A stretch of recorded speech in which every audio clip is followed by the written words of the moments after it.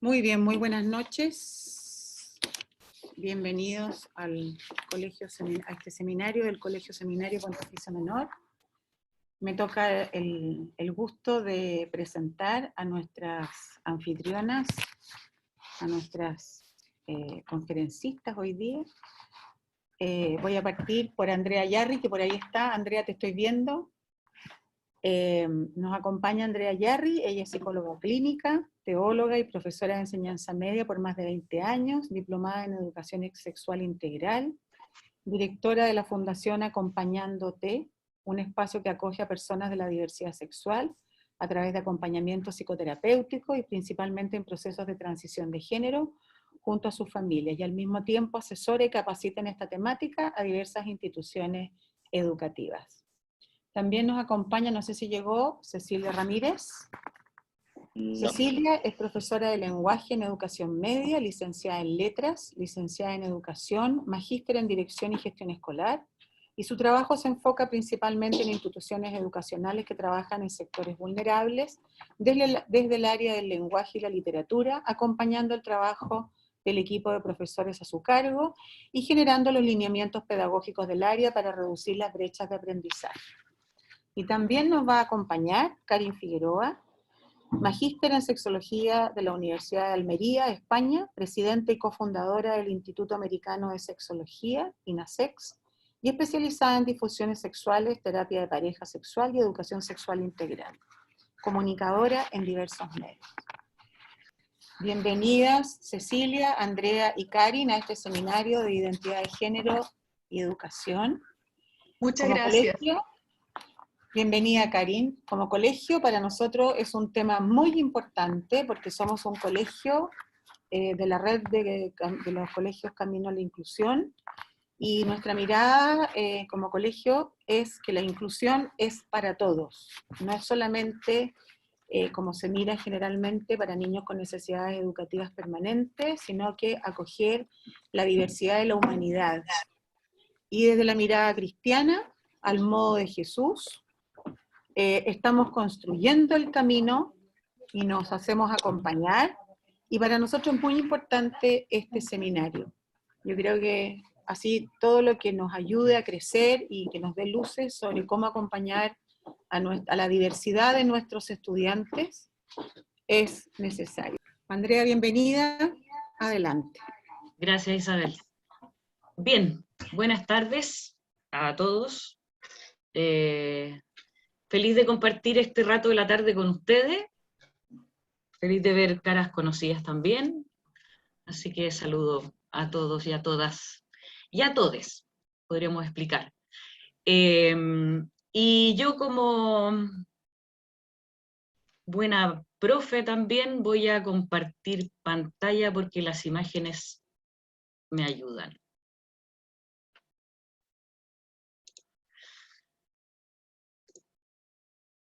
Bien, bueno, agradecerle al Colegio Seminario Pontificio Menor abrir este tema dentro de las 60 conversaciones.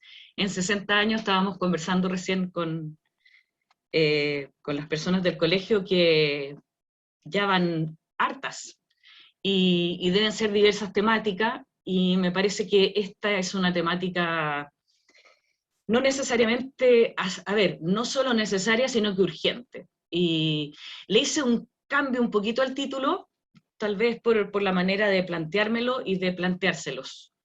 Más que solamente nuevas diversidades, nuevas identidades de género, agrego nuevas diversidades, y la educación la dejo como una pregunta. ¿Qué pasa con la educación en este tema? ¿Qué está pasando? ¿Qué desafío nos plantea? Bueno, como decía Isabel, soy psicóloga clínica, trabajo capacitando en colegios, en diversidad sexual, pero el contexto y la situación, la realidad nos fue llevando a trabajar principalmente en procesos de transición de género, que es parte de las nuevas identidades, entre comillas, aparece visiblemente. Y por otro lado, mis pacientes, la mayoría son también acompañamiento de procesos de transición de género, a ellos, ellas y su familia. Entonces, bueno, en realidad tengo 20 minutos y mi costumbre es bastante más tiempo, entonces ya, voy a concentrarme. La invitación es a tener de fondo estas 3 preguntas durante este encuentro y esta conversación con Cecilia y Karen también. ¿Qué desafíos me plantea todo esto que voy a ir escuchando? ¿Qué me pasa también con esto?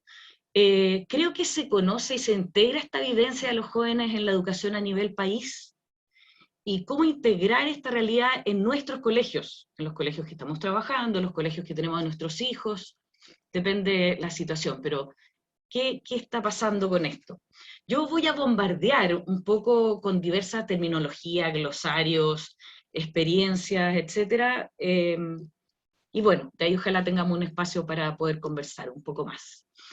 Esto podemos distinguirlo dentro de las generaciones, haciéndolo desde la era digital, en que estas 9 identidades surgen después de 2 generaciones, la generación X, que son las personas 40, 50, y los que nos estamos cayendo a la otra en realidad, los millennials, que serían la mayoría tal vez de las personas que están acá, 25 a 40, pero después aparecen los centennials o la generación Z y los alfa, se le dice touch también porque los pequeños nacieron, en vez de con una marraqueta, con un celular bajo el brazo. Y los centennials tienen entre 10 y 25 años, y los alfa entre 3 y 10, por lo tanto son los estudiantes que tenemos en los colegios, entre 4 y 18 años más o menos. Y es de ellos que queremos conversar, es esta generación que comienza, los millennials comenzaron a plantearlo, pero de verdad con la rapidez que se está dando, y es fundamentalmente la generación Z. Y como un dato interesante de mirar dentro de estas nuevas diversidades, la generación, desde un estudio que se hizo en el Reino Unido, la generación X se definía el 88% exclusivamente heterosexual. Los millennials, el 71% exclusivamente heterosexual. Ojo con el exclusivamente. Centennials, un 66% exclusivamente heterosexual. Y suponemos que los alfa va a ser estadísticamente menos, siguiendo la proporción. Ese ya es un dato interesante. ¿Cuál es el contexto en que estos niños y muchachos crecen, que les ha tocado vivir? Primero, Internet. Internet que les informa todo. No necesitan ninguna otra información, no nos necesitan como papás que les informemos porque lo tienen todo. Ese es el problema tal vez. Pero Internet informa, pero no forma, que eso creo que es un tema clave en por qué siempre vamos a ser necesarios. Y dentro de esta información, una manera de vincularse y relacionarse con los demás de esta generación son las redes sociales. Y si bien siempre nos ha costado desenchufarlo de los celulares, hoy, por lo menos con esta realidad que estamos viviendo, han valorizado mucho más lo que es presencial, ¿sí? Pero ellos nacieron, son nativos de las redes, y ellos necesitan vincularse con sus pares a través de las redes. Especialmente hoy día Instagram y TikTok. Los demás en realidad para ellos no es tema, o sea, Facebook ya, Twitter es más, Instagram y TikTok, y probablemente ya está surgiendo una nueva, siempre vamos más atrasados. En un mundo plural, diverso, de muchos colores, donde además se suma, no solo a nivel de nuestro país con el estallido social, sino que a nivel internacional, una reivindicación de la mujer frente a los derechos, a la igualdad de derechos, que va a marcar la aparición de los diversos feminismos, o la aparición más visible, en realidad, los diversos feminismos, y eso es importante destacar que son distintos, hay por lo menos 13. Y en una crisis ambiental muy grave. Yo creo que todo lo que nos está acompañando estos días con huracanes, diluvios, etcétera, de verdad uno dice, ¿esto tendrá retroceso? Y en esta pandemia, en que llevamos casi 2 años, y que para estos adolescentes y niños, de verdad, ustedes podrán comprender que los va a marcar históricamente todo esto. O sea, este mundo en este momento tiene una fecha de vencimiento.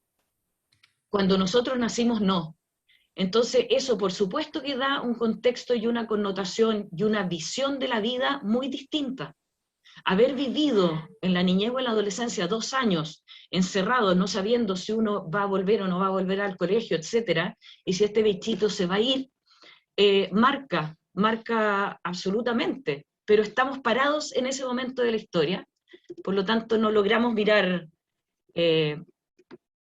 a lo lejos. Muchos de ustedes deben conocer esta imagen, pero es contarle más que nada que esta galleta de jengibre nos ayuda a poder reconocer y comprender mejor las distintas dimensiones para comprender la diversidad sexual. Y nos vamos a detener en dos, en la identidad de género y en la orientación sexual, ¿sí? La diversidad se comienza a dar con menos de esto, con menos letras, pero comienzan a ser, sí, 4 o 6 letras, después seguimos por acá, hoy día ya vamos fácilmente por acá, y ya vamos acá, ¿sí? O sea, no solamente estamos hablando de identidad de género, sino que de múltiples diversidades, incluidas orientación, incluidas expresión.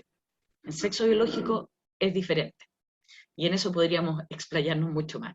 Pero es tener conciencia de que en esto estamos. ¿Y qué significa? ¿Por qué? Y todos, todas y todes es una imagen tomada de un grupo de adolescentes o jóvenes norteamericanos de la revista Nat Geo.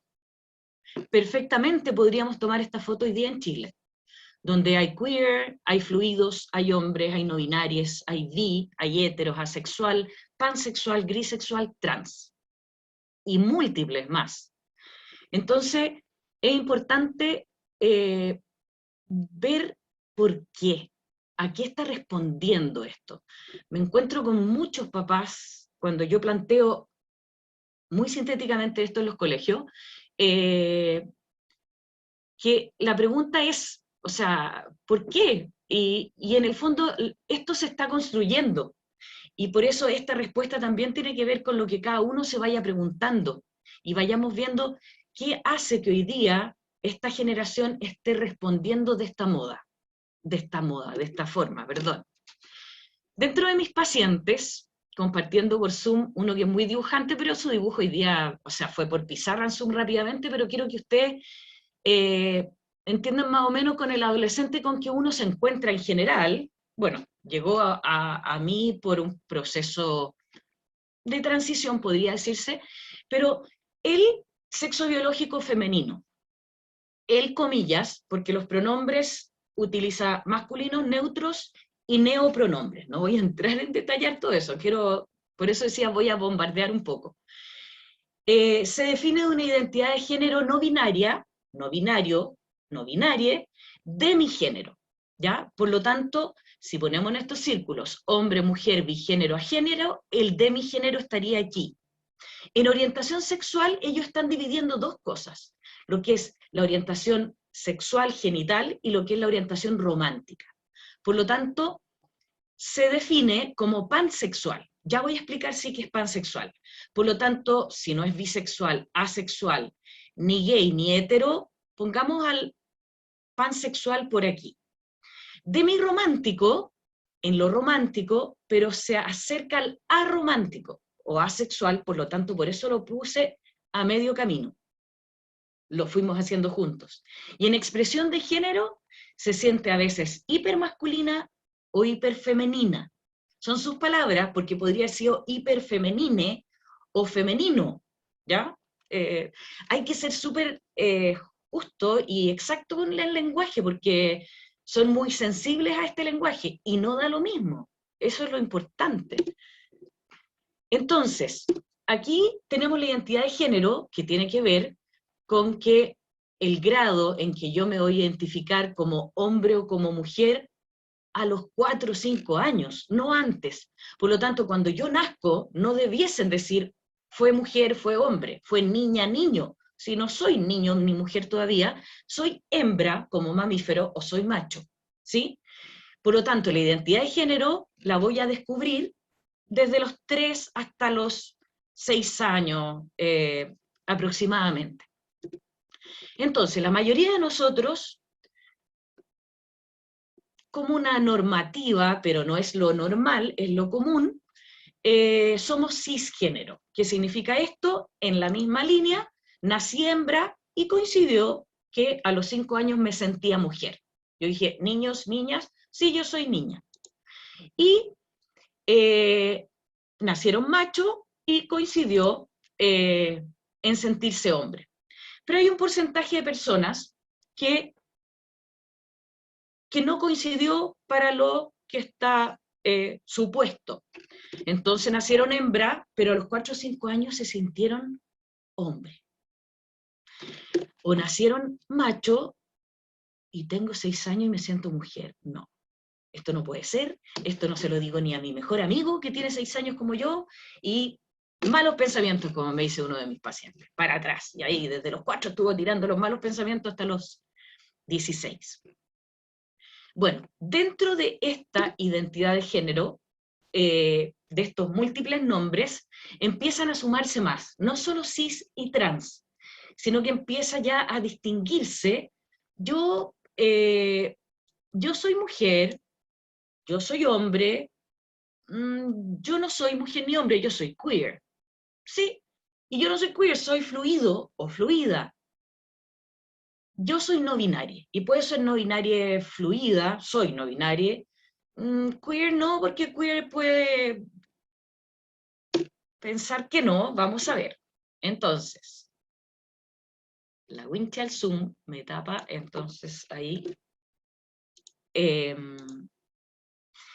Bien, entonces si tomamos en esto, que sería como soy mujer y soy hombre, o soy hombre, somos binarios. Estamos criados, crecimos en una sociedad organizada binariamente.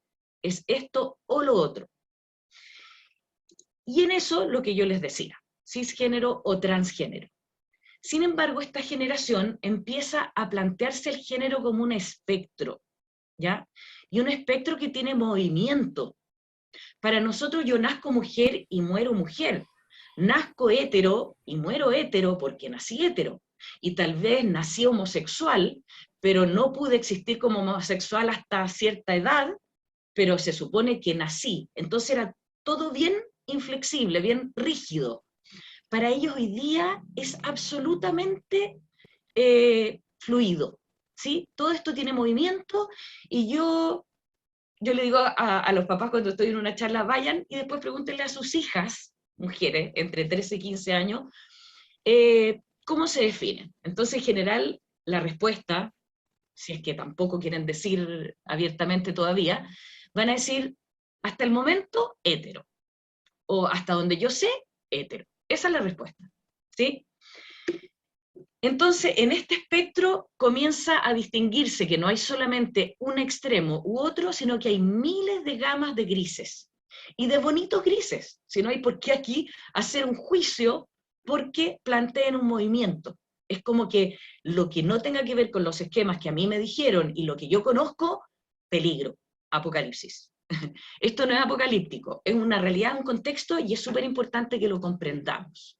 Entonces, lo no binario nos vamos a encontrar con los géneros no fluidos, con los agéneros, con los queer y con un etcétera enorme.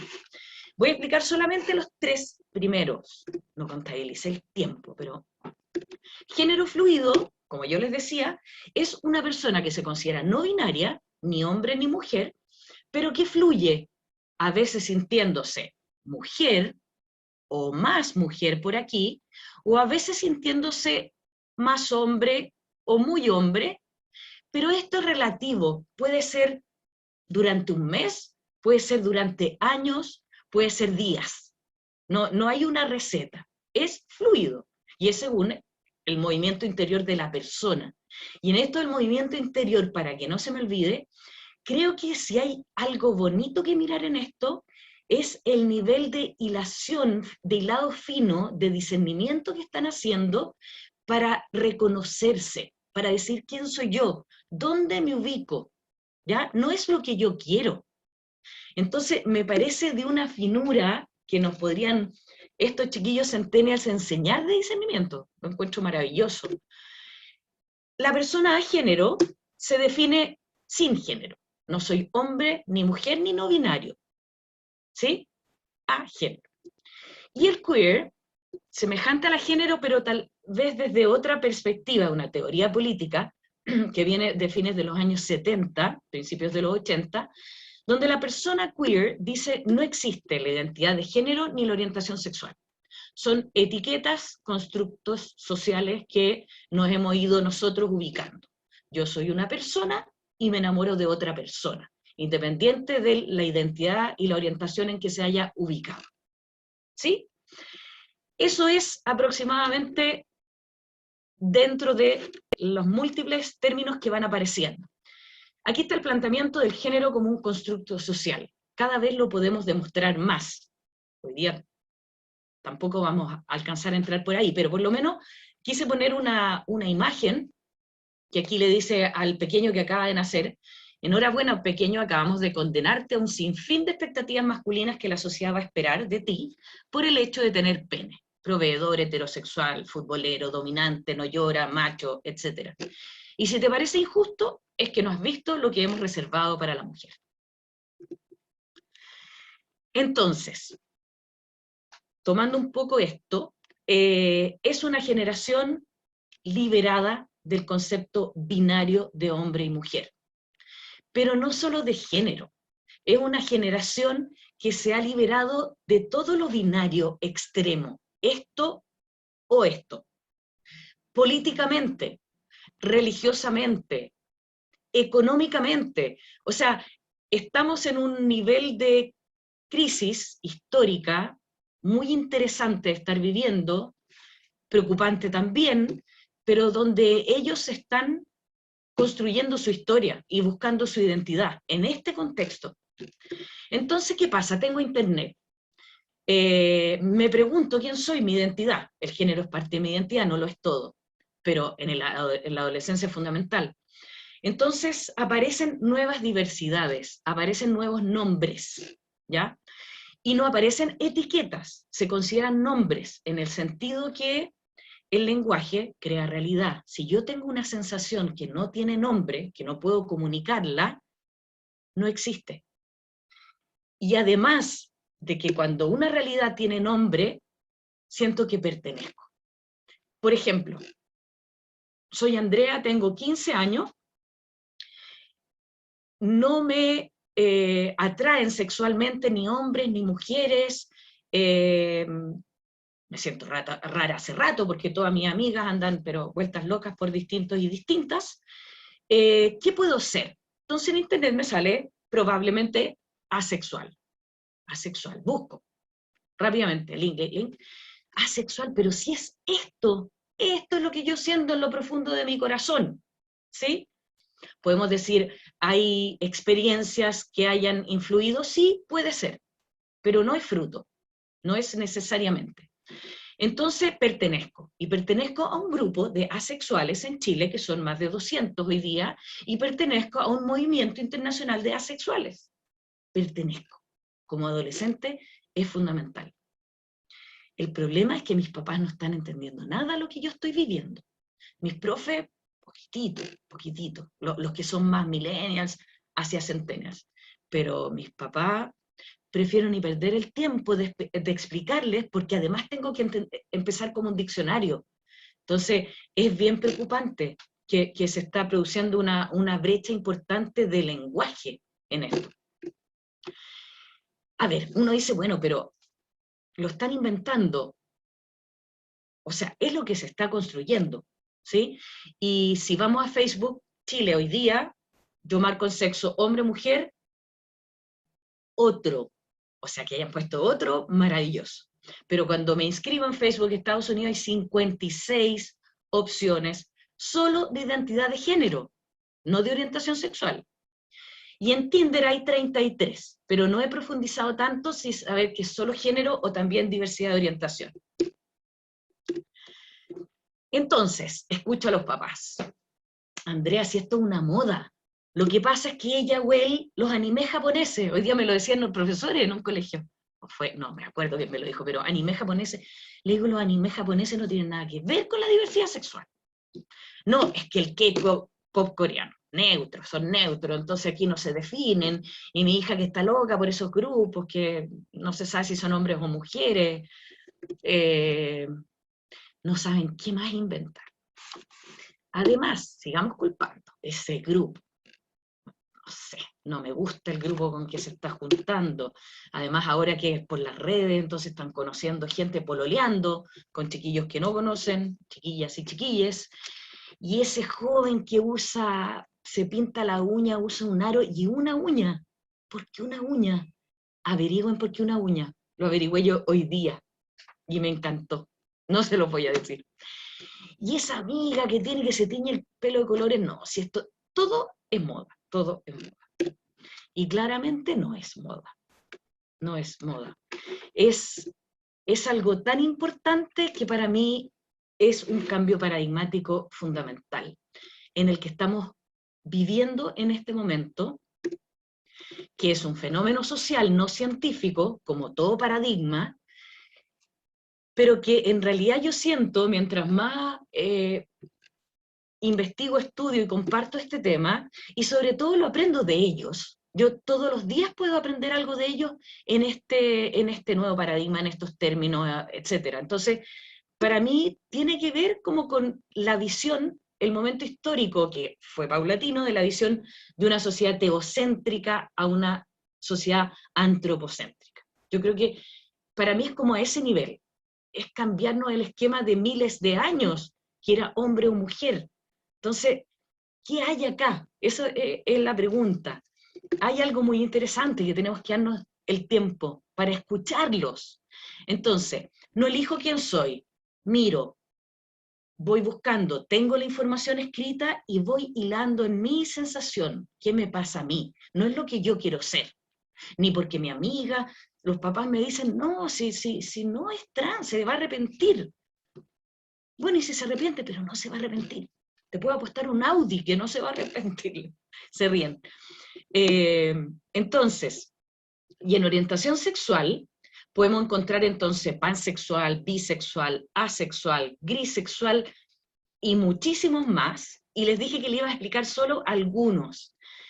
Nosotros clásicamente conocimos los heterosexuales, atraen la persona al sexo opuesto, los homosexuales, lesbiana y gay, y los bisexuales con mucho prejuicio de que es el gay que no se define, que le sirve todas las micros, que son los tríos, etc. No, la bisexualidad existe, me atrae una persona del sexo opuesto, y en otro momento de mi vida me atrae una mujer con la misma intensidad o tal vez más.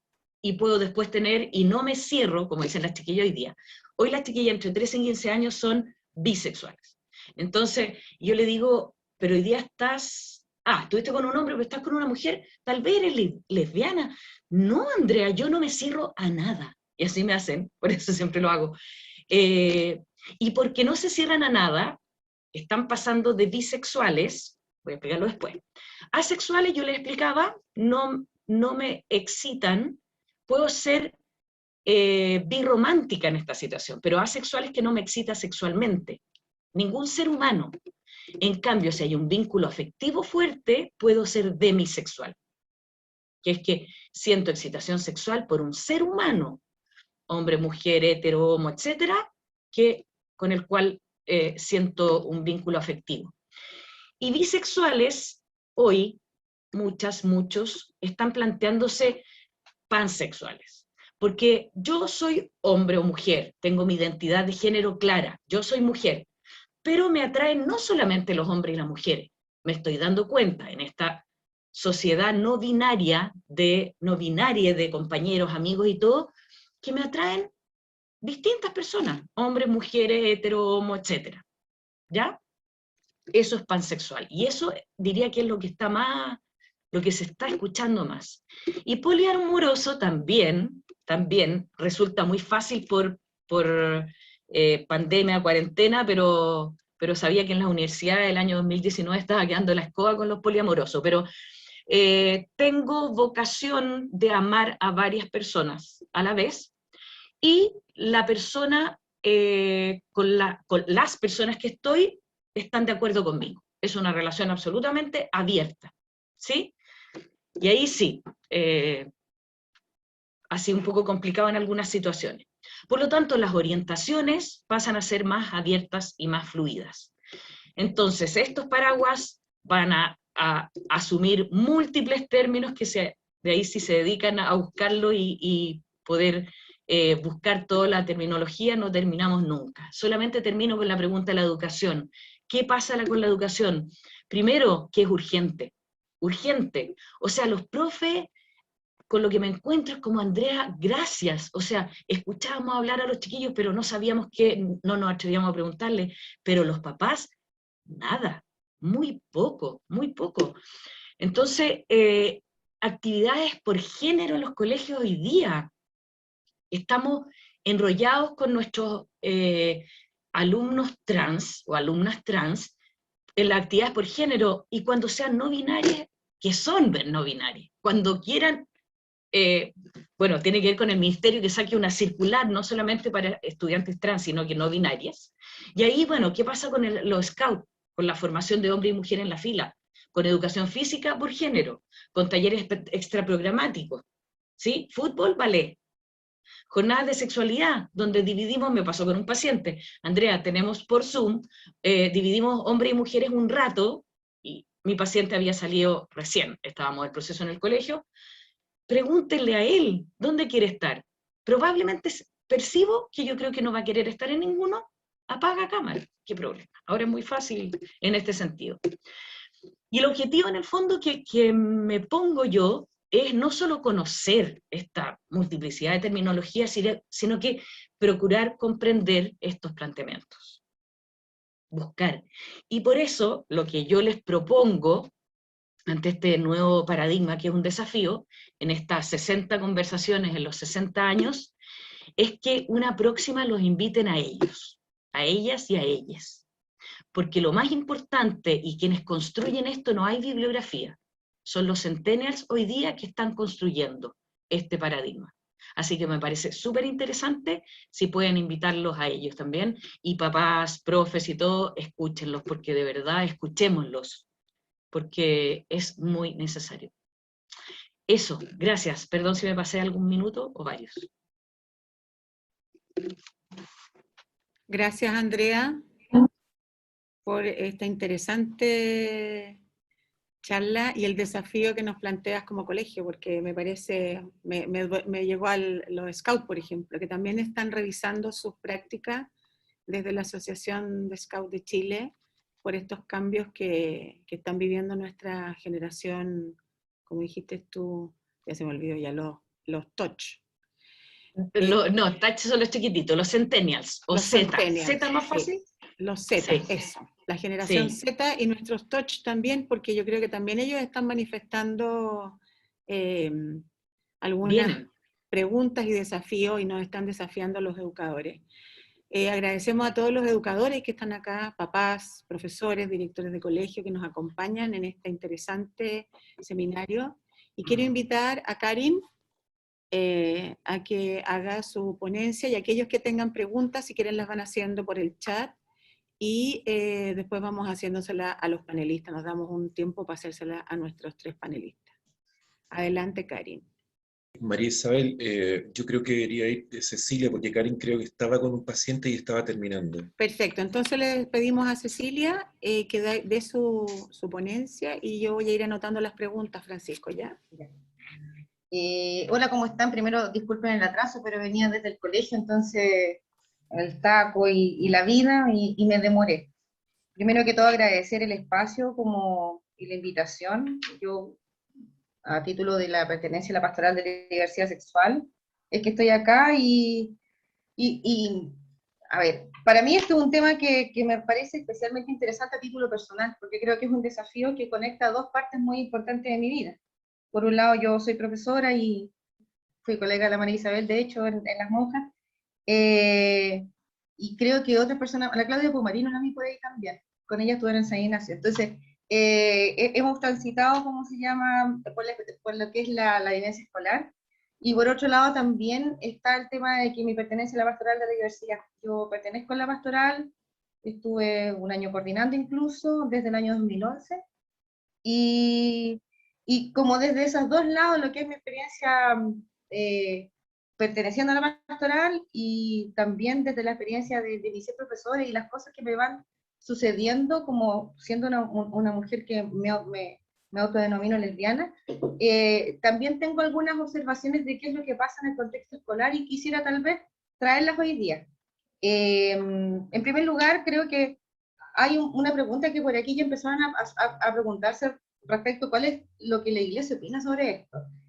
Y respecto de la diversidad sexual, la Iglesia tiene posturas que nosotros hemos escuchado hartas veces con respecto a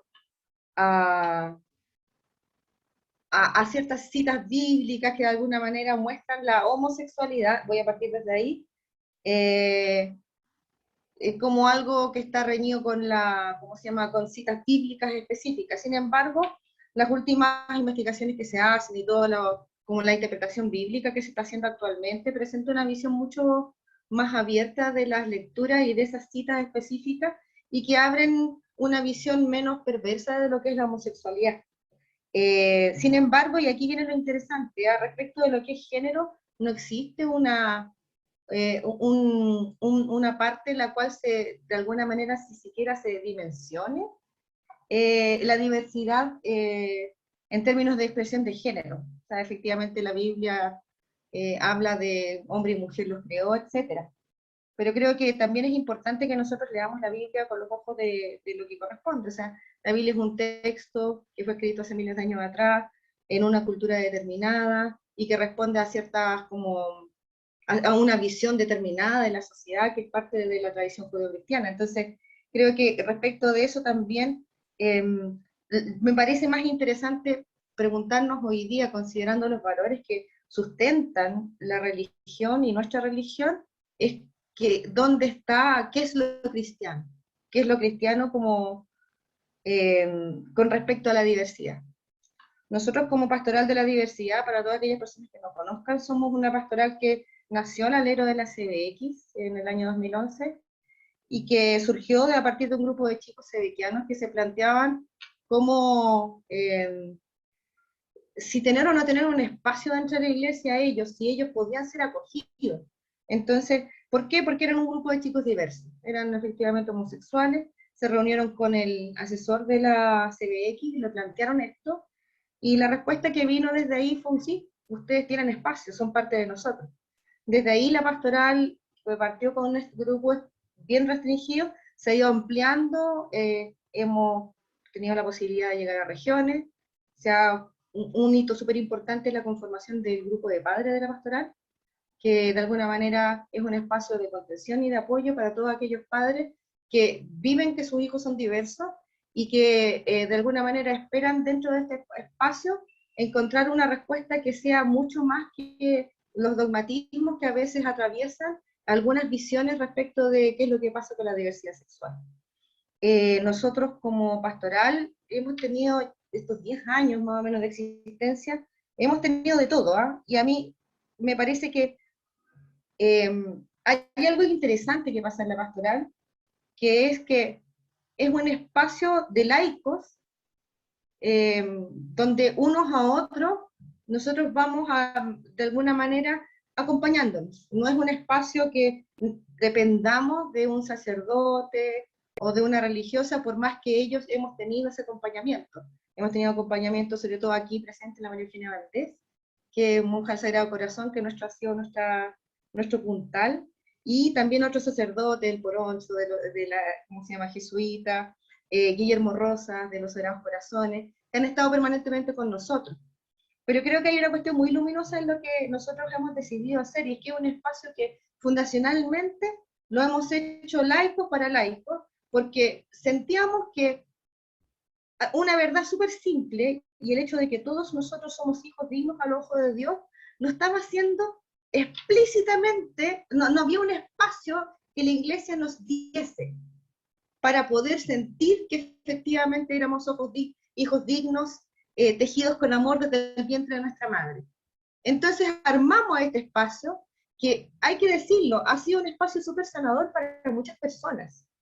Ha sido un espacio sanador para muchas personas que han estado contaminados con mucha rabia, que han sido parte de pastorales. Ninguno de nosotros son personas que han sido ajenas a la realidad pastoral. Todos nosotros hemos sido integrantes de grupos pastorales, ¿cómo se llama? Ex seminaristas, ex religiosas en algunos casos también, y somos personas que en un momento determinado sentimos la necesidad de como reconciliar lo que era nuestra vida afectiva, sexoafectiva, con también nuestra experiencia religiosa.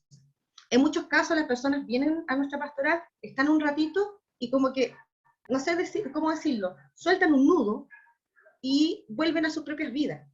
No necesariamente, hay algunos porfiados que nos quedamos muchos años porque no hace sentido, pero en general pasa esto. Entonces, ahora quiero retomar un poco como lo que plantea esta conversación y que la Andrea lo explicó tan bonitamente, como toda la riqueza de lo que es la diversidad. A nosotros nos pasa que creemos que estamos llamados desde nuestra experiencia de diversidad a acoger a todas las personas diversas. A nosotros nos parece que lo cristiano es eso. Punto. Porque en el fondo, cita bíblica más, cita bíblica menos, hay un principio fundacional, que es el principio, ¿cómo se llama? Que es el amor. Y que finalmente nosotros creemos fehacientemente que Dios se expresa mejor en mi vida cuando yo me quiero y cuando acepto a las otras personas tal como son. Y no hay más, no hay otro punto en el cual... entonces, yo entiendo que hoy en día, por ejemplo, a propósito de la presentación de la Andrea, que insisto, me pareció brillante, puede generar un cierto agobio a las personas la sensación de, bueno, ¿y aquí qué hacemos? Porque se nos abrió tanto el abanico que es como, ¿no será esto un desorden? ¿No será que esto finalmente nos va a conducir a una sensación como laissez-faire, como que da lo mismo, como yo creo al contrario, creo que las personas, esto lo he dicho en otras ocasiones, qué bonito va a ser estas nuevas generaciones que pueden crecer sintiéndose queridos, sintiéndose aceptados, y que sean lo que quieran. Creo que estoy súper de acuerdo con lo que decía la Andrea recién respecto de que hay un antes y un después. Creo que si nosotros le damos a esta nueva generación la oportunidad de que sean lo que buenamente les salga, yo creo que todo lo que viene es bueno. Porque de alguna manera lo que está sucediendo hasta el momento, el otro día estábamos en la pastoral hablando sobre género también, y yo les preguntaba a los chiquillos ¿cuál fue como la primera vez que se sintieron violentados porque su expresión de género no estaba siendo perfectamente masculina o femenina, según el caso? Y las experiencias de violencia que uno percibe son muy, muy tempranas. Y no creo que sea algo que pase solamente en la diversidad, de hecho lo comentamos ese día en la reunión. Me gustaría preguntarles a ustedes que recuerden, ¿cuándo fue aquella vez en la cual ustedes se fueron, ya sea no necesariamente por los padres, puede ser el contexto, los padres o quien sea, alguien que les hizo una reprimenda para ordenarles a vivir de acuerdo al género? Yo creo, esta es mi hipótesis, que efectivamente vivimos con mucha presión la pertenencia a algo que te obliga a vestirte de una manera, a gustar de ciertas cosas, y creo que es bueno, es sano, es cristiano salir de ahí. O sea, piensen todas aquellas veces que algunos hombres fueron castigados porque no quisieron jugar al fútbol, o todas aquellas veces que las mujeres fueron demasiado intensas, demasiado voluntariosas, contestaron muy fuerte y fueron sancionadas socialmente por su entorno. Entonces yo creo que acá lo que pasa con el tema de la diversidad es que es un desafío para todos. estoy súper de acuerdo que las generaciones nuevas se lo están viviendo con una mucho mayor grado de libertad, pero creo que acá es un desafío súper bonito para todos nosotros. A mí, a título personal, todo lo que planteaba la Andrea, todas estas diversidades, los nombres y todas estas cuestiones como que vienen ahora, me genera mucha felicidad. Porque es como, oye, no tenía que calzar perfectamente con el molde. Por ejemplo, yo siempre tuve problemas con los tacos. No sé andar con tacos, camino como pato. No sé cómo diablos lo hacen el 90% de las mujeres que se ponen tacos. Yo no sé, a mí me aprietan los pies, me duele, me molesta. Entonces, esta cuestión que es muy pedestre, da cuenta de que es liberador. Si es que en el fondo puedo yo buscar un lugar y una forma de expresión de mí misma que me acomode. Entonces, yo creo que aquí lo que nosotros hemos hecho en la pastoral ha sido ir abriendo cada vez más el corazón para entender a las personas tal como son. Me acuerdo cuando nosotros partimos la pastoral hace 10 años atrás, con una generación claramente distinta de lo que está haciendo ahora. Los jóvenes, ¿cómo se llama? Las personas que entraban a la pastoral, tenían súper claro el código de pertenencia al mundo gay, como los usos y maneras, había una cierta forma de ser como expresiva o lo que sea, como a mí como yo era lesbiana y era de las pocas mujeres en la pastoral, siempre me resultaba súper interesante, porque era otra forma de ser, esto de que ellos, ¿cómo se llama? Algunos amigos como que se bromeaban y con bromas muy como de tirarse verdades a la cara y todo, y eso era algo que era como común a todos, era parte del mundillo. Cada vez con el correr de los años me voy encontrando con personas que no calzan con ese estilo. Y que cada vez más empieza a suceder que los jóvenes que van integrándose a la pastoral son personas que se están viviendo la sexualidad de una forma mucho más fluida y su expresión de género también de una forma mucho más fluida. Y a mí eso me genera mucha felicidad. Porque creo que una persona que ha sido violentada durante años y años a fingir una masculinidad que no le acomoda, creo que es pobre, es triste, es desesperante para esas personas. Y cuando esas personas pueden fluir y sentirse cómodos en su cuerpo, en su expresión, creo que es algo bueno, es algo de Dios. Eso como desde lo que es la pastoral. ¿Eh? Y lo mío un poquito más cortito que lo de la Andrea, pero me gustaría cerrar también con lo que pasa a nivel de educación. Porque yo creo que la gran pregunta que a mí yo no tengo respuestas acá, yo tengo solamente preguntas.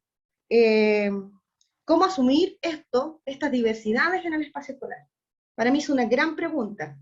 Yo vivo, en este momento yo trabajo en Belén Educa, y, y yo no tengo una respuesta de cómo, pero yo tengo la intuición que tal como decía la Andrea, nosotros tenemos que entrar de partida dándole la palabra a los muchachos, dándole la palabra. Yo creo que hay un temor de que esto se desborde hasta el caos, y creo que ese temor no se tiene que dar. Creo que en el fondo, yo creo que dar la palabra a los niños es una posibilidad de reconocerlos y validarlos desde la experiencia del amor. Creo que generar acciones de encuentro con los chiquillos en los cuales se hablen estos temas, y ojo, yo creo que no solamente el tema de la diversidad sexual, yo creo que también hay que abrir de una forma mucho más potente en los espacios escolares todo lo que es lo sexoafectivo. O sea me estoy pasando a otro tema, pero por ejemplo, las relaciones de pareja, las violencias, ¿cómo se llaman las relaciones? Creo que todo eso es algo que se trabaja como más bien desde el deber ser, y no desde la conversación, como desde las bases. Yo creo que estamos desafiados en los sistemas escolares a encontrar fórmulas que puedan ser respetuosas con las personas y sus vivencias, y que también, por otro lado, hagan cambios que impidan cualquier forma de homofobia o de discriminación. Creo que los contextos escolares a veces generan muchos espacios como mejor no hablemos de esto, como corrámonos de esta conversación, y creo que eso, si ustedes quieren efectivamente entrar a estos temas, hay que hablarlo. O sea, por ejemplo, supongo que yo ahora me presento como una persona diversa y soy profesora, qué es lo que pasa con, efectivamente el colegio tiene una aceptación explícita de sus profesores que son parte de la diversidad, porque un colegio como el de ustedes, yo me imagino que debe haber por lo menos un 5% de las personas, al ojo, que son diversos. ¿Existe una validación formal, clara y explícita a los profesores que integran el colegio? Eso como para dar un ejemplo, ¿no? Si queremos dar una señal clara de que la diversidad es un tema que el colegio quiere adoptar y ser respetuoso y ser amoroso, tiene que partir por todos los miembros, no solamente por los estudiantes. Porque un estudiante que vea que un profesor, por ejemplo, es homosexual, pero que no hay rollo con eso, y que es plenamente aceptado, y que forma parte del equipo, creo que el alumno va a poder sentir, en el fondo, un mayor grado de aceptación hacia su propia persona. Y respecto al tema de la identidad de género, yo insisto en esto, creo que va a ser clave que nosotros nos planteemos políticas claras en las cuales las personas diversas no se sientan que son como una piedra de tope. Yo no sé acá, pero creo que, por ejemplo, se deberían generar ciertos reglamentos, ciertas como ciertas normas básicas, que se trabajen a nivel de cultura y que se puedan convertir parte del proyecto que el colegio quiere. Me parece súper importante que hoy día esto se esté conversando, pero creo que si queremos construir efectivamente un espacio, tienen que haber ciertos mínimos que sean de consenso de todos. Y eso tal vez se debería trabajar como parte de los elementos de cultura dentro de un proyecto escolar, o un proyecto de mejoramiento. Yo creo que las intervenciones sutiles, que son solamente llamados como de buena crianza, no generan transformaciones. ¿Por qué yo creo que esto tiene que bajar hasta estos planos? Porque una amiga mía siempre lo dice, existen ciertas discriminaciones que son estructurales. Y si no se genera una normativa, ¿cómo decirlo? Como una declaración clara y potente, esas discriminaciones se mantienen. Voy a dar, por ejemplo, lo que sucedió con el caso, ¿cómo se llama?, con la ley Zamudio. Hasta antes de la ley Zamudio, nosotros dábamos por entendido que las personas homosexuales no teníamos que ser discriminados porque éramos personas, en fin. Sin embargo, el mundo laboral y muchos espacios, las personas homosexuales la pasaron mal durante mucho tiempo. Después de la ley Zamudio existe un marco jurídico que permite que, en el fondo, todos sabemos y consensuamos, y ya sea por miedo o por respeto o porque se comprendió, la ley Zamudio permitió que las cosas cambiasen. Si nosotros queremos que efectivamente en el colegio las cosas cambien, se tiene que generar un marco de convivencia que esto lo explicite. Porque si seguimos confiando solamente en el sentido común, en la bondad, en no discriminemos a las personas, vamos a seguir manteniendo las verdades a medias. Y eso es peligroso. Y quiero terminar con esto. Yo creo que, en el fondo, nosotros hoy en día nos estamos jugando no solamente el respeto a otras personas, sino que nos estamos jugando el respeto a personas que pueden ser profundamente violentadas en sus espacios. Y son esas personas las que más necesitan el apoyo de un espacio contenedor como el colegio. Entonces, hay un desafío súper bonito que ustedes tienen acá, encuentro precioso que hayan generado este espacio de discusión y de conversación, pero yo los desafío a ustedes a dar un paso más adelante en algo más consistente y sólido, porque los seminarios son efectivamente espacios en los cuales nosotros removemos la conciencia, pero después se tiene que traducir en líneas de acción. Eso, muchas gracias. Gracias, Cecilia, muy interesante y realmente nos dejas desafiados, porque yo creo que todos los colegios tenemos que no pasar, digamos, pasar de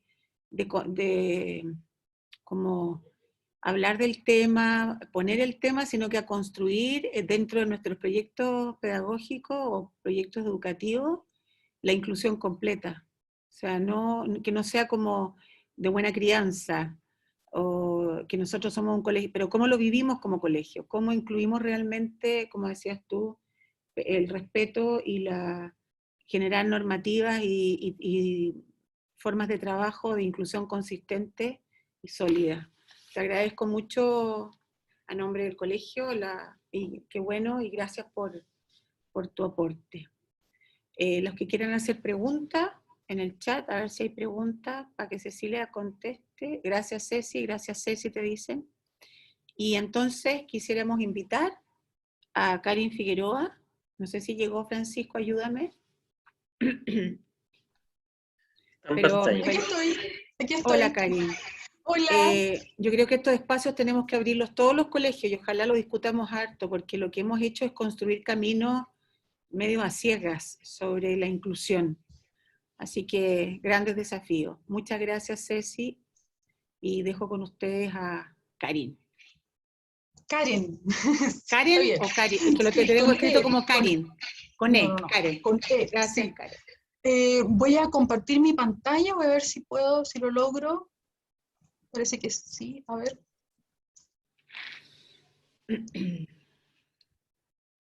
Ahí sí, compartido, ¿no? Sí. ¿Se ve? Sí, Sí, ya, perfecto. Ya. Bueno, yo les voy a hablar básicamente de sexualidad hoy día y el vínculo que tiene con los roles y con las identidades de género.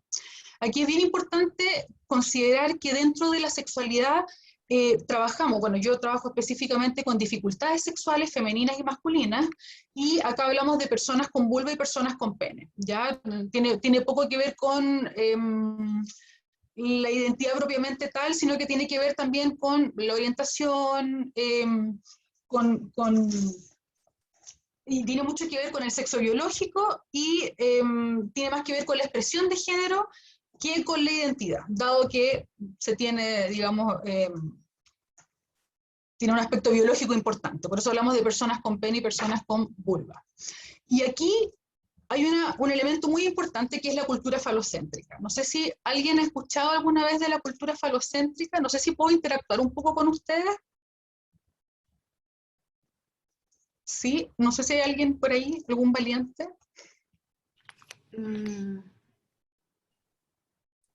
Ya. Perdón, no he escuchado nunca de esa cultura. No. Ok. No. Ya. Primero entender que la cultura falocéntrica nos rodea. Estamos totalmente insertos en la cultura falocéntrica. La cultura falocéntrica, estamos inmersos. Nuestros padres son falocéntricos, nuestros amigos son falocéntricos, nuestros compañeros de trabajo, los compañeros de colegio, estamos sumergidos en la cultura falocéntrica.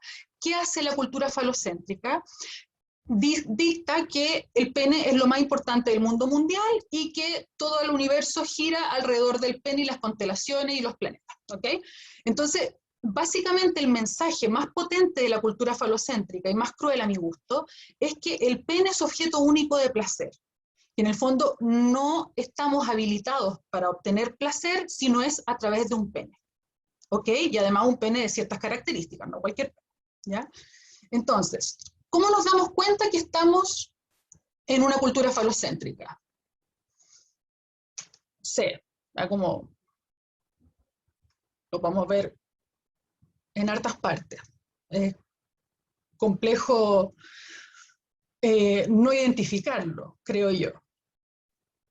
Y si se fijan, estas imágenes fálicas, ¿cierto?, están alrededor de todo el mundo, en nuestro arte, en la arquitectura. Entonces, la pregunta que cabe es, ¿cierto?, ¿es Chile falocéntrico? Yo creo que sí. El edificio Costanera Center en Santiago tiene una altura de 300 metros, incluida la espiral, a mi gusto el prepucio, siendo el rascacielos más alto de Latinoamérica. O sea, tenemos el pene de Latinoamérica aquí en Santiago de Chile. Dicho eso, vamos a ver cómo afecta la cultura falocéntrica en la educación sexual. Primero, tiene este mensaje, ¿cierto?, que les comentaba de que es objeto de placer único, ¿ok? Lo más importante del universo, ¿verdad? Y debe cumplir tres características, perdón. Estas tres características es que sea grande, que esté erecto y que mantenga la erección. Cualquier objeto de placer que no cumpla con estas características le pertenece a una persona de segunda categoría, a un ciudadano de segunda categoría, ya desde la cultura falocéntrica, por supuesto. ¿Y cuál es el mandato? Que debe entregar placer a quien no tiene objeto de placer, en este caso la persona con vulva, ¿verdad? Que no puede obtener placer de ninguna otra manera que no sea a través de el pene. Y debe ser grande, erecto y mantener la erección, y que a través de la satisfacción sexual de la pareja, reafirma su posición social. En el fondo, una persona demuestra que está apto. Entonces, el mensaje es que el pene debe entregar orgasmo, satisfacción sexual y placer. Y este mensaje es sumamente cruel, por varios motivos. Primero, porque no reconoce las diversidades sexuales, no reconoce las orientaciones, no reconoce, por ejemplo, no sé, cómo las lesbianas obtienen orgasmo y satisfacción sexual si no es con un pene. Eso no está reconocido. Y es sumamente cruel, porque lo invisibiliza. Por otra parte, le mandata al hombre que debe entregar satisfacción, placer y orgasmos a la mujer o a su pareja, en este caso una pareja hetero, y que debe hacerlo solamente por el hecho de tener un pene, y esto no es posible. No es posible entregar satisfacción sexual a otra persona más que a nosotros mismos. No es posible entregar orgasmos a otra persona si no es a nosotros mismos. Yo, en particular, jamás le he dado un orgasmo a nadie. Nunca. Jamás. Y lo digo firmemente porque un hombre o una mujer, da lo mismo, podría ser sumamente hábil en su expresión sexual, y si la otra persona está pensando en que no ha descongelado el pollo para cocinar al otro día, ahí no va a haber orgasmo. ¿Ok? Y pasa por uno. No pasa por un otro, una otra. ¿Ok? Entonces, la pregunta, ¿puede ser un ser humano entregar orgasmo, satisfacción sexual y placer a otro ser humano? Y la respuesta desde mi perspectiva, ¿cierto?, es que no. Efectivamente, compartimos un vínculo sexual entre dos o entre tres o entre los que sean, y este vínculo sexual, el compromiso tácito es de entregarnos y recibir placer, ¿ok? Pero no a través de un mandato, no es una pega, ¿ok? Es una voluntad. Y, bueno, la pregunta, ¿un orgasmo lo podemos dar? ¿Satisfacción sexual la podemos dar? ¿El placer lo podemos dar? Y les había comentado que no. Quiero brevemente comentarles las disfunciones sexuales más comunes en personas con pene y personas con vulva. En el caso de los hombres, personas con pene, disfunción eréctil, eyaculación precoz y eyaculación retardada. En el caso de las personas con vulva, las más comunes son dificultades con el orgasmo, dispareunia, que es dolor en las relaciones, vaginismo, que es una estrechez del músculo del suelo pélvico que inhibe la penetración, y un trastorno de excitación, me carga el nombre, pero es como dificultades con la lubricación y qué sé yo. Y en común tienen los trastornos del deseo sexual inhibido o hipoactivo, es como una libido bajita. Entonces, algunos factores que inciden en el deseo de todo género, ¿ok? Las hormonas, la genética y las condiciones médicas psiquiátricas de la pareja están la falta de intimidad, asimetría en frecuencias, insatisfacción, aburrimiento, dificultad en comunicación, disfunción sexual. También están las personales, creencias religiosas, actitud frente a la sexualidad, creencias de la edad, estrés, distracción, inseguridad, miedos, autoestima baja, falta de confianza, imagen corporal. Y también están las experiencias, crianza temerosa, violencia, abandono, infancia negativa, desinterés, abuso sexual, línea de crianza patriarcal, normas sociales y experiencias traumáticas. Basta con que solo una de estas burbujas se active para que tengamos dificultades con el deseo. Entonces, hablando específicamente de la discriminación, en contextos actuales, ¿cierto? Voy a hablar un poquito del contexto actual respecto del COVID, cómo nos ha pegado. Y el primer factor importante, son 4 factores. El primer factor importante que ha sido mermado, ha tenido dificultades en cuanto a la sexualidad, es el acceso a la salud reproductiva, ¿ya? Al aborto por 3 causales, ¿cierto? Tratamientos de fertilidad, embarazo pre y posparto, una sexualidad interrumpida, incluso el acceso a los anticonceptivos, ¿ya? La Fundación Miles reporta que el 72% de las mujeres en tiempo de pandemia han visto dificultado su acceso a la anticoncepción. Ese es un dato súper interesante, porque efectivamente ya lo vivimos, una semana también se pidió los anticonceptivos con receta médica, hasta que después el MinSal se retractó. También un 34% reporta que no hay stock en los anticonceptivos, y un 34% también reporta que el recinto de salud no presta servicio, ¿ya? En cuanto a la salud reproductiva. También las personas con VIH, el segundo grupo de las personas con VIH, se informa, la ONU ha informado que se ha agravado la escasez de retrovirales en tiempo de pandemia para el tratamiento del VIH, y en cuanto a Chile específicamente, ha hecho buenos esfuerzos para garantizar el tratamiento, pero no al 100%, ¿ya? El tercer grupo son las mujeres y las niñas, ¿ya? Y específicamente en cuanto a la violencia contra la mujer.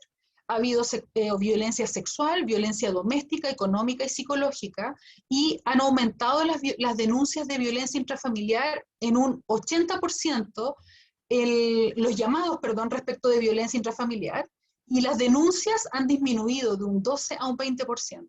¿Qué nos dice eso?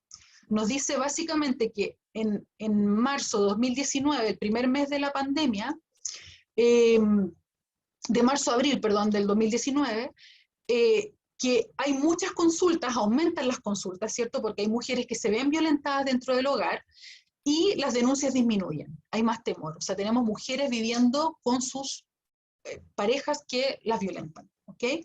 Y en marzo del 2020, respecto del 2019, aumenta todavía más, un 20%, las llamadas, y disminuye todavía más las denuncias en Carabineros, un 14%, y en Fiscalía un 20%, ¿ya? Para más rematar, el feminicidio en marzo del 2019 aumentó un 250% respecto al 2020. En marzo teníamos 4 víctimas el 2019 y el 2020 18, a la misma fecha.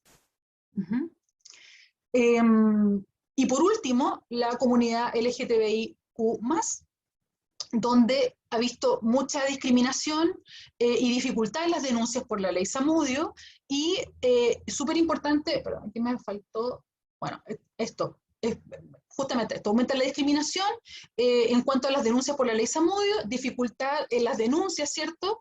Y además, lo que más quiero destacar es que en Chile no hay protocolo de no discriminación en la atención de salud a la diversidad sexual. Y esa es una deuda que tenemos tremenda, que tienen con nosotros, tremenda. Además, bueno, ¿en qué estamos en la educación sexual en Chile? Primero, entender que la educación sexual es un derecho, ¿ya? Y entender también que la vivencia de la sexualidad humana lleva consigo 4 factores importantes: los biológicos, psicológicos, valóricos y educacionales. Y este es un proceso dinámico que muta y por tanto siempre tiene que estarse actualizando. ¿Ok? En Chile tenemos una carta fundamental, tenemos tratados ratificados internacionales que están vigentes, se ha trabajado el año 2000, el 2004, el 2006, el 2018, y finalmente el 2018 ha habido un reconocimiento del derecho a la intimidad y el desarrollo sexual y reproductivo. ¿Y qué dicen estos tratados ratificados internacionales que están vigentes hoy en Chile?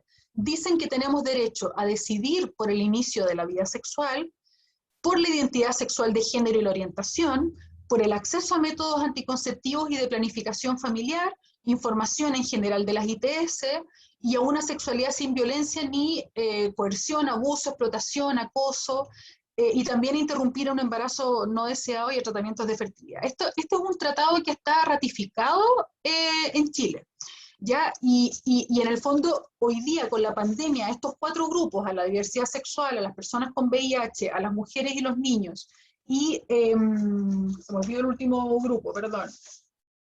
Y a la comunidad LGTBIQ, dije las personas con VIH también, ¿cierto? Estos 4 grupos se ve mermada se dice, el aseguramiento de estos derechos, ¿ok? Entonces, quisiera hacer una breve, no sé si me queda tiempo, ¿sí? No sé cuánto vamos. No sé. Ya, voy a hacer una breve... ¿Sí? Sí, Karen, dale. Ya, ok. Entonces, una breve clase de educación sexual, y esto me gusta mucho porque es para todo género, toda identidad y toda la comunidad LGTBIQ+, y también las personas heterosis. Entonces, la primera regla básica, ¿cierto? Un poco obvia, pero no por eso no la vamos a dejar de decir, es que no haya menores de edad en la práctica sexual, menos de un adulto. Que haya siempre consentimiento, en la amplitud de lo que significa el consentimiento, ¿cierto? Que no haya un consentimiento que sea coercitivo también, eso es súper importante porque suele darse el consentimiento coercitivo. El consentimiento coercitivo brevemente es cuando yo digo que sí, presionada por mi pareja o mi pololo, la persona de turno, y cuando en realidad no quiero acceder a lo que estoy accediendo, ¿ok? Y finalmente la sensatez y la seguridad, que es el más complejo de incorporar a la práctica sexual. Porque dicen que el sentido común es lo que más escasea, lo menos común. Entonces, ¿qué dice el último principio de la sensatez y la seguridad? Dice que podemos incorporar cualquier práctica sexual dentro de un contexto sensato y seguro. Por ejemplo, si yo le digo a mi pololo, vamos a tener relaciones sexuales en el piso 20 del edificio, en la baranda. No hay menores de edad, check. Hay consentimiento porque ambas partes quieren, check. Pero ¿hay sensatez y seguridad? No la hay, porque nos podemos matar, básicamente, ¿ya? Claro, quizá ese ejemplo un poco burdo, pero hay otros no tan burdos, como por ejemplo prácticas como el ahorcamiento o algunas prácticas sexuales que son más diversas, que no pertenecen tanto al mundo vainilla, sino al mundo un poquito más kinky, dentro del mundillo BDSM, en donde es súper importante tener clara la seguridad y la sensatez, ¿ok? Ok, y también ser asertivos en lo sexual. La asertividad sexual es la capacidad de expresar lo que sentimos y pensamos con respecto a nuestra sexualidad, lo que deseamos hacer o no, cómo queremos hacerlo, lo que nos causa placer y lo que no, y los límites para poder ejercer la sexualidad de manera sana, responsable, placentera y satisfactoria. ¿Ya? Y aquí es súper importante trabajar las habilidades comunicacionales en lo sexual, verbal y no verbal.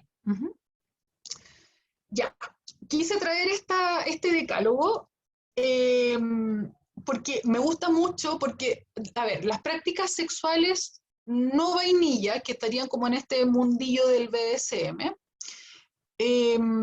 No sé si alguien ha escuchado del BDSM. ¿No? Sí, por supuesto que sí. Sí, ya, la Cecilia sí. Fantástico. Ya, la María Isabel no, entonces lo voy a explicar.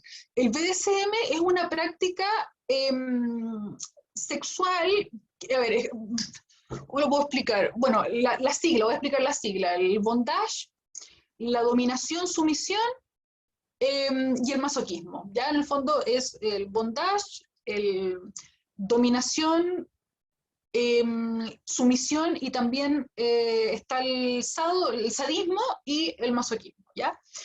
Son prácticas llamadas no vainilla, porque lo que postula es que si tenemos una heladería llena de todos los sabores de helado habido y por haber, la práctica sexual habitual que tenemos sería escoger el helado de vainilla. Entonces, ¿por qué no escoger, no sé, pistacho, qué sé yo, harina tostada? Un descubrimiento que hice hace poco, el helado de harina tostada, el helado de maqui, como ¿por qué no?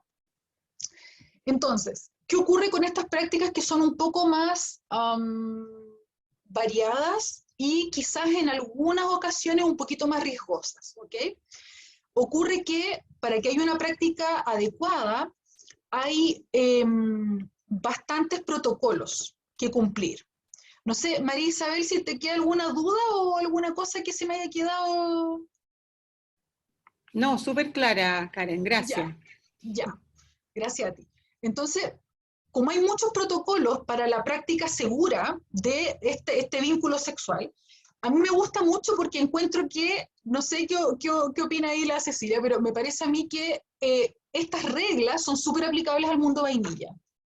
Encuentro, de verdad, a mí me agradan mucho los protocolos BDSM porque encuentro que hay mucho de aquello que se puede aplicar en el mundo vainilla y que debiésemos aplicarlo siempre, no es como algo exclusivo del BDSM, ¿ok?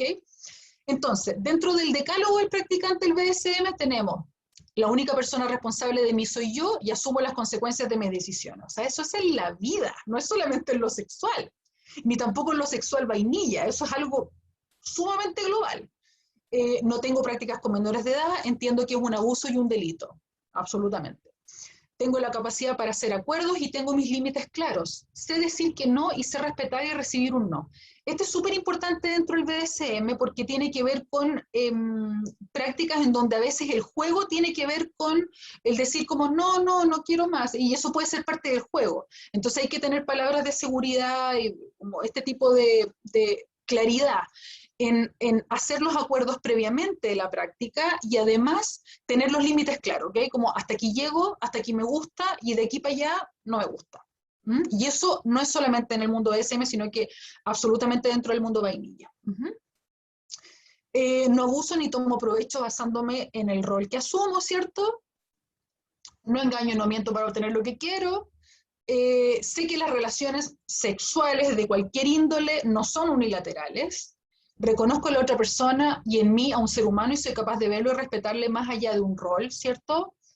No utilizo una relación sexual para esconder mis traumas emocionales o para desquitarme de lo que haya pasado en mi vida. Me educo, aprendo y cuestiono para formarme opiniones propias y no olvido que una práctica sexual vainilla debe ser siempre placentera para mí y para las personas con las que me involucro. No sé si de ahí queda alguna duda. ¿No? ¿Estamos? Ok, voy a seguir. Entonces, los principios básicos de la comunicación sexual, esto también súper breve. El primero es el no juicio. ¿Qué significa el no juicio? Significa que yo puedo pedir lo que sea, lo que quiera, y mi pareja no me va a juzgar, ¿ya? Voy a dar un ejemplo. Tenemos muchos menores de edad aquí hoy día, ¿cierto? Parece que sí. ¿O no? María Isabel. ¿Sí?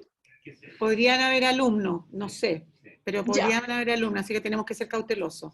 ya, ok. He tratado de hacerlo, no sé si me ha pasado en algún momento. Bueno, ya, ok. Entonces, por ejemplo, voy a decir, ¿a qué me refiero con el no juicio? Por ejemplo, voy a poner un ejemplo más soft. Quisiera practicar la posición de perrito. Entonces, a ver, no, quizás es demasiado soft.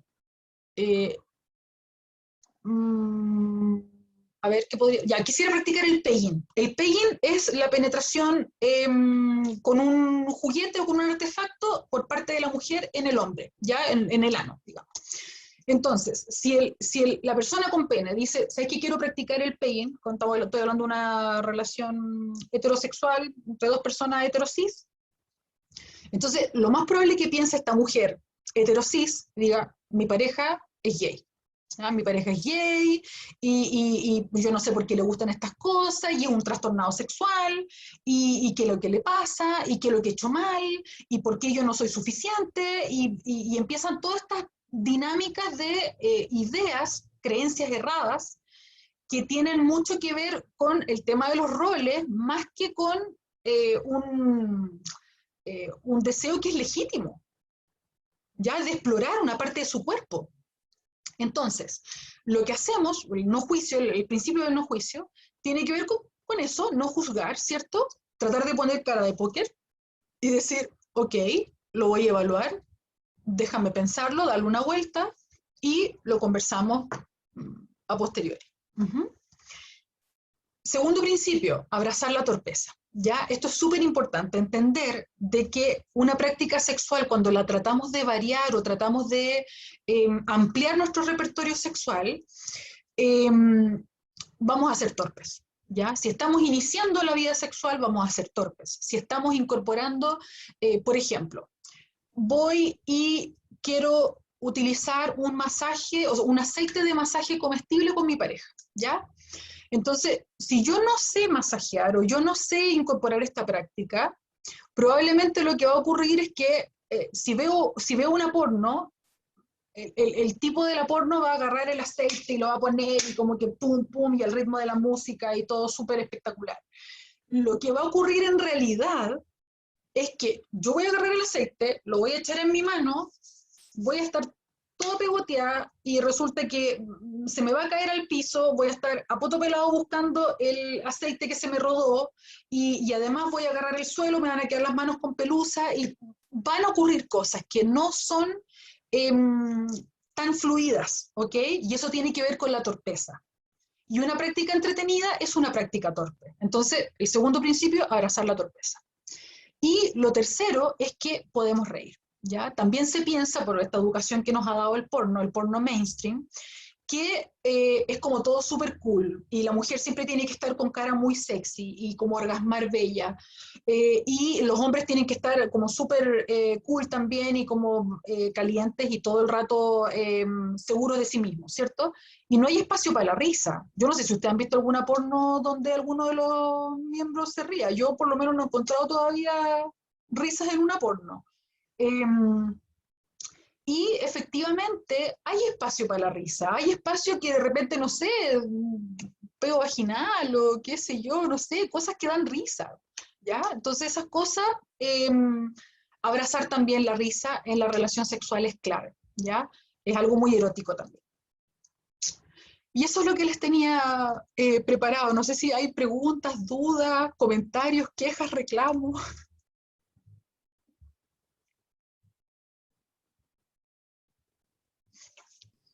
No, hay preguntas, Karin, pero para todos o para todas, ¿ya?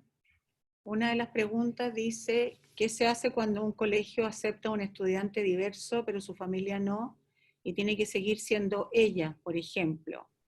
Andrea, ¿quieres contestar tú?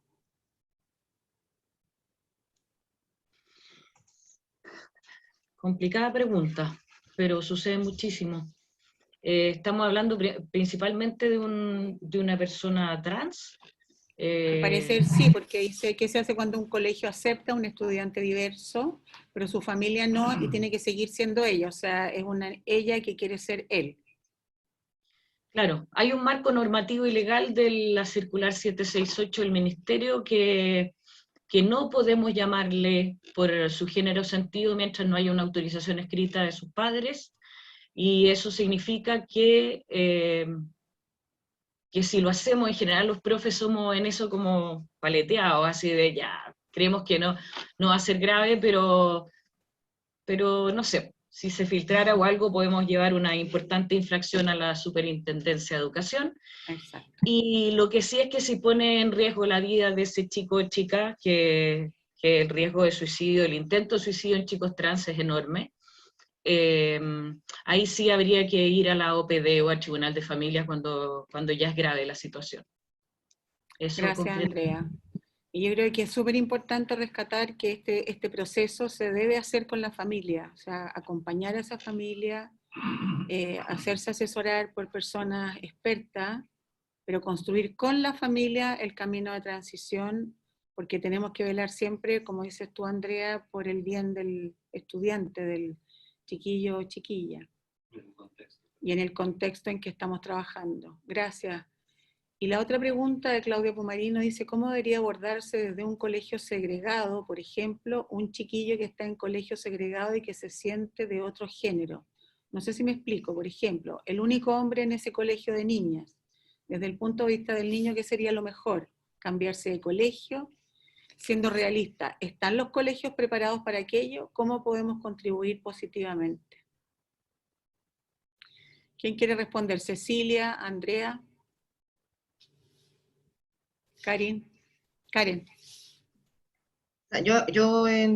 Creo que es como, lo que yo aprendí en la vida es que hay veces que no puedes ir contra como los sistemas, pues. Entonces, creo que como considerando cómo estamos viviendo hoy en día y todo lo demás, una persona tiene que encontrar un espacio educacional en el cual se sienta plenamente integrado y querido y que no sea permanentemente la persona que va a generar ruido. Yo creo que hay que resguardar mucho la integridad psicológica de los estudiantes.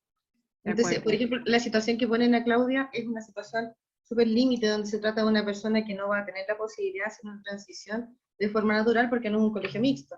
Entonces, Claro. creo que lo más lógico acá es que las personas en el fondo busquen un espacio pedagógico que les dé contención y en el cual puedan vivir a plenitud la transición de género que está experimentando. Exacto. Yo quiero, Isabel, aportar una cosa Andrea. más. A ver, primero la crítica a la segregación aún de los colegios por género, que de hace rato que ya... Claro, una cosa ya los colegios que siguen clásicamente solamente mujeres u hombres, y otra en los colegios que es una mixtura relativa.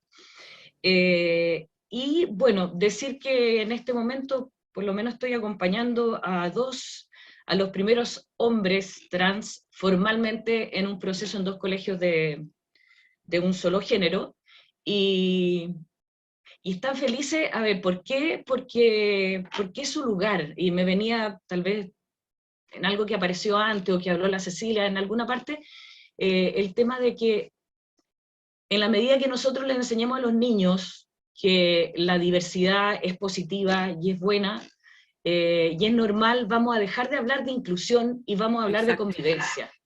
Por lo tanto, no tenemos a nadie que incluir en este momento, en las 2 situaciones que yo conozco, están desde prekinder en el colegio, por lo tanto, sí, tienen otro nombre y están viviendo de su género sentido, que lo han sentido siempre. Entonces, han sido muy acogidos y lo están viviendo bien. No es fácil ser trans en ninguna parte en Chile, entonces, por lo menos, depende de la situación. Pero hay situaciones, experiencias positivas. Muchas gracias, Andrea. Y otra pregunta de Carolina Farías: ¿cuál es el límite entre aceptar, acoger la diversidad y también ayudar a los jóvenes a veces a asumir problemas en el plano de su sexualidad? Aprovecho de agradecerte, muy iluminadora tu presentación. ¿Cuál es el límite entre aceptar? Eso, Dice para Andrea. para Andrea. Sí, sí, no, después vi.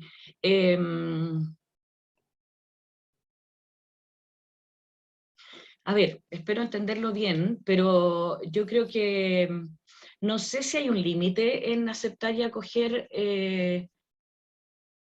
la diversidad, como nos pimponíamos con la Cecilia, pero es como lo que dijo la Andrea, lo que dijo la Cecilia, pero yo creo, o sea, viva la diversidad y ¿por qué habría que ponerle un límite?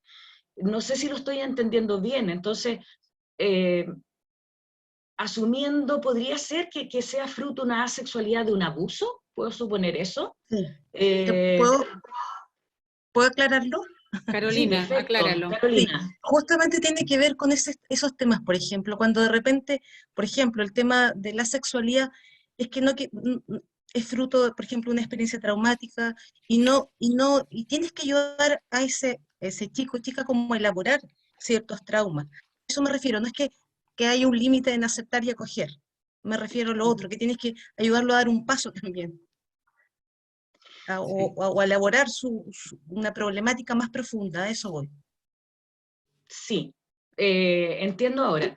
En general, y lo que hemos tratado de ir trabajando, las personas principalmente que trabajamos en procesos de transición de género, es ir viendo estos mitos, en realidad, de que no es que sería que tuvo un abuso, por lo tanto quiere ser del sexo contrario por haber sido abusado o abusada. O complejo Edipo no resuelto, o de Electra mal resuelto, por lo tanto una madre muy débil, entonces quiero ser como mi padre.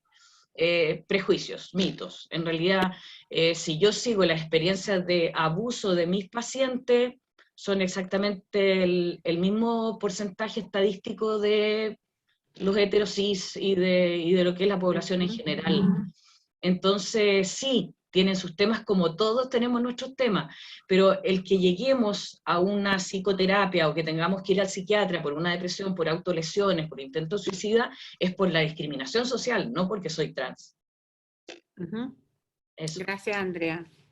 ¿Alguna otra pregunta? Porque vamos a ir cerrando en honor al tiempo, a la hora. Ya van a ser 9:15. ¿Alguien tiene una pregunta?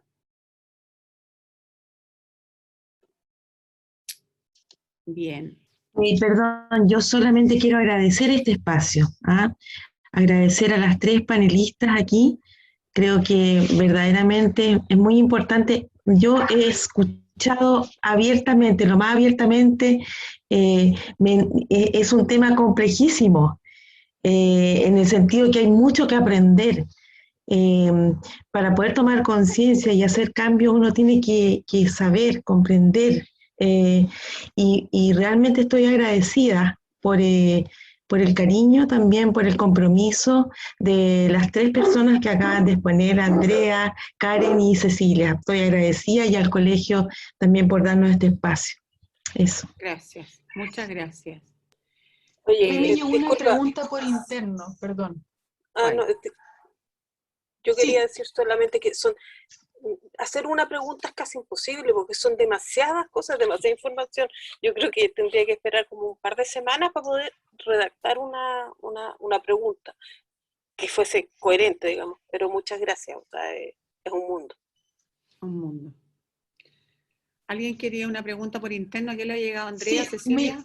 me llegó a mí una pregunta Karen. por interno. Dice, ¿es difícil hacer educación sexual en los colegios con la variedad de etapas del desarrollo sexual en que está cada estudiante? ¿Qué consejo nos darías a los que trabajamos en colegio y queremos avanzar en educación sexual, siendo que ya lo hacemos? Sí, efectivamente, a ver, hay programas de educación sexual que se pueden incorporar en los colegios. Habemos personas que desarrollamos este tipo de programas de educación sexual, pero claro, son, en el fondo, el ministerio de alguna manera pide educación sexual, pero ¿en qué se traduce efectivamente? Se traduce en una educación que tiene que ver con elementos biológicos, cómo funciona el útero, cómo funciona el pene, y en el fondo no se traduce en un enfoque más ligado al placer, ¿ok? Y es una educación sexual basada en la abstinencia. Aquí quiero ser bien enfática en esto, porque se ha estudiado que la educación sexual por abstinencia, que es básicamente decirle a los jóvenes no tengan relaciones sexuales porque se van a contagiar una ITS o van a terminar con un embarazo no deseado. Este tipo de educación sexual que restringe, que abstiene de la práctica sexual, se ha demostrado que aumenta el contagio, la tasa de contagios de ITS, y que aumenta el índice de embarazo no deseado, ¿ya? Mantener una educación sexual nula, incluso, yo sé que es fuerte lo que voy a decir, pero no educar en sexualidad es mejor que educar por abstinencia, porque al menos no educar en sexualidad mantiene los índices. Educar por abstinencia, educar sexualmente hablando por abstinencia, los empeora, ¿ok? Y por supuesto que una educación sexual integral, una ESI, ayuda a mejorar estos índices. Y claro, para eso hay programas que son bien completos, pero tienen que ver con eso, con un enfoque integral, que no solamente patologiza, que en el fondo actualmente la educación sexual se fundamenta en lo patologizante, no contagio de ITS y embarazo no deseado, y en el funcionamiento de los genitales. Y la educación sexual es mucho más que eso. ¿Por qué se explica, Karen, perdón que me meta, que exista esa anomalía entre que una educación por abstinencia aumente los índices de enfermedades de transmisión sexual? ¿Cómo se explica eso? Mira, se explica de varias formas, pero la más que a mí me gusta mencionar, y que me parece que también es el factor más importante, tiene que ver con el factor de lo prohibitivo, como esto de que, claro, como no sé, pues, a mí me dicen, te prohíbo ir a ver la película de no sé qué es lo primero que me va a pasar? Me van a dar ganas de verla, pues por algo me lo están prohibiendo, lo encuentro súper entretenido. O te prohíbo, no sé, como no sé, estamos a dieta, te prohíbo el chocolate, es cuando ya más me dan ganas de comer chocolate. Estoy a dieta, no me dan tantas ganas. Entonces tiene que ver con el factor con el elemento de lo prohibido. Ya este factor en lo sexual es súper potente, por eso que funcionan tan bien las amantes, porque tiene este componente de lo prohibido, y cuando la amante pasa a ser pareja, ya no funciona tan bien la cosa, porque ya se elimina el componente de lo prohibido. Entonces, me parece que tiene que ver con eso. Tiene que ver que es un atractor en sí mismo, la abstinencia, como decirte, no hagas esto porque te va a pasar esto otro, aumenta los índices por eso. Entre otros elementos. Ah, perdón, y con esto cierro. Y también tiene que ver con el entrelazamiento que hay entre lo estatal y la religión, lo estatal y la iglesia. Creo que ahí hay un elemento potente, porque básicamente la educación sexual que la iglesia impone, o la parte más conservadora, ¿verdad?, tiene que ver con la abstinencia, ¿ya? Sobre todo la parte católica más conservadora. Entonces, y ese lado justamente católico más conservador es justamente el que ha estado más ligado con el Estado, y ahí también hay un tema más profundo y complejo. Pero Karen, igual nuestros adolescentes tienen sus vivencias sexuales y mucha información la sacan de internet, a veces muy mala la información o muy distorsionada con la realidad, y eso tampoco ayuda, eso hace más daño que... Entonces yo creo que tenemos que tomar el toro por las astas y generar programas de educación sexual integral en todos los colegios. Es súper difícil, porque además quienes hacen están incluidas dentro de las clases de orientación, hay un programa de afectividad, sexualidad y género ministerial, que te dan la opción de tomar ciertos programas que tienen un costo, no todos los colegios lo pueden hacer, entonces esto es una cosa que yo creo que tiene que ir muy ligada también a la educación emocional, tiene que ser una cosa como a nivel estatal, a nivel de Estado, de preocuparnos de formar y educar a nuestros jóvenes, nuestros niños y jóvenes en general, porque también es un factor protector. Sí, absolutamente, considerando que es un derecho. Exacto. Y lo otro también importante a destacar es que la educación, la ESI, no solamente pone el enfoque en la educación en los niños, en los jóvenes, sino que también pone la educación en los padres y los docentes. Exacto. Bien, muchas gracias. Gracias a ustedes. A propósito de eso, como yo quería también, creo que en el fondo nosotros como adultos tenemos un tremendo desafío de ir desmitificando, porque nosotros a esta altura partimos de la base de que nosotros estamos al otro lado de la vereda, que ya somos los expertos, y en realidad somos bien pavos. O sea, como todo lo que es la vivencia de la diversidad, ¿cómo se llama ya por un lado? Pero, por ejemplo, la vivencia del placer, del deseo, de tomar contacto, yo no pretendo que me lo respondan, pero objetivamente, ¿cuántos de nosotras tenemos contacto y nos conocemos nuestro propio cuerpo? O sea, sobre todo en el caso de las mujeres. ¿Cuánto, en el fondo, tenemos lo que decían acá, esta visión como desproporcionada y como sacada de estereotipos de la tele, lo que es el sexo? Entonces, como, yo creo que cualquier campaña que nosotros pretendamos incidir, ¿cómo se llama?, con nuestros estudiantes, debe partir desde un sinceramiento desde dónde estoy yo. Y por eso que es súper importante la formación de padres, pero también de los equipos docentes, para que puedan hablar con naturalidad de esto. Exacto. Gracias, Ceci. Bien, muchas gracias a Cecilia, Andrea y Karen por esta ilustradora ponencia, las tres. Yo creo que quedamos con muchos desafíos y preguntas, todo lo que hemos asistido acá. Ahí veo a la Kena. Hola, Kena. Y creo que tenemos grandes desafíos como educadores. Felicidades, Isa. Gracias, Kenita. Y como papás también, abuelas, cuando yo hablo también de las abuelas, porque apoyamos a los papás, y como país. Estamos en deuda con nuestros niños y jóvenes.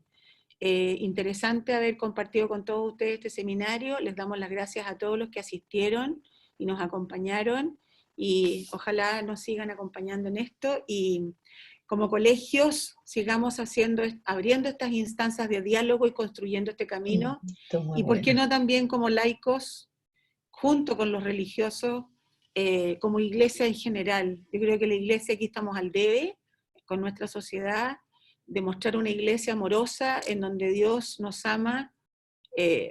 Una vez le escuché a un relator decir, Dios no hace cosas mal hechas o feas, o él lo dijo más brutalmente, dijo, Dios no hace basura.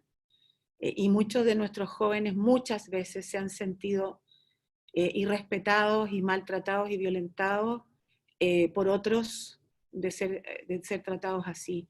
Así que invitarlos a todos a seguir construyendo esta iglesia maravillosa, que la formamos todos, y seguir construyendo. Muchas gracias y muy buenas noches.